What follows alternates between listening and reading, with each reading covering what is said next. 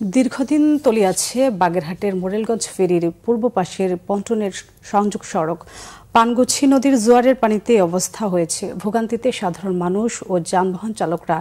সংযোগ সড়কটি উঁচু করার দাবি ভুক্তভোগীদের। বাগেরহাট প্রতিনিধি মাসুদুল হকের তথ্য ও ছবিতে ডেস্ক রিপোর্ট। প্রতি জোয়ারেই ডুবছে ফেরির সংযোগ সড়ক। বাগেরহাটের মোরেলগঞ্জ ফেরিঘাটের পূর্ব পাশের সংযোগ সড়কটির এ দশায় চরম ভোগান্তিতে সাধারণ মানুষ। সড়কটি উঁচু করার দাবি ভুক্তভোগীদের। যখন 2 ফুট থেকে 3 ফুট পানি হয় তখন মানুষ তো যাতায়াত করতে অনেক সমস্যা।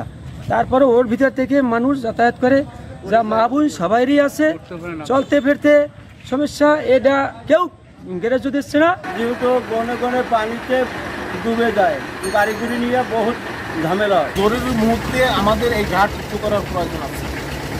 এটা কর্তৃপক্ষ যথাযথভাবে যদি এটা সমাধান করে দেয়, আমাদের যানবাহন চলাচলের জন্য এবং জনগণের জন্য সুবিধা হবে।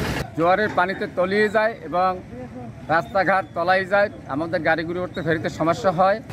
সড়ক বিভাগ বলছে, নদীতে সবসময় একই পরিমাণ পানি থাকে না। জোয়ার ও ভাটার কারিগরি বিষয় মাথায় রেখে সংযোগ সড়কের বিষয়ে সিদ্ধান্ত নেওয়া হবে। যদি ফেরিঘাট ওঠায় এবং নামায়, সেক্ষেত্রে টেকনিক্যাল কোনো সুবিধা পাওয়া যাবে না, বরং ওঠানো নামানো করলে পরে এটা অসুবিধা হবে।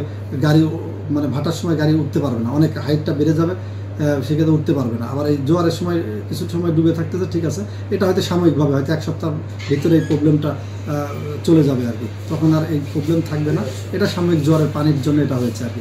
বর্ষা মৌসুমে মোরেলগঞ্জ ফেরি ব্যবহারকারীদের পড়তে হয় চরম ভোগান্তিতে। তা চলে 3 থেকে 5 মাস। দ্রুত এর অবসান চায় যাতায়াতকারীরা। Bangla vision news desk.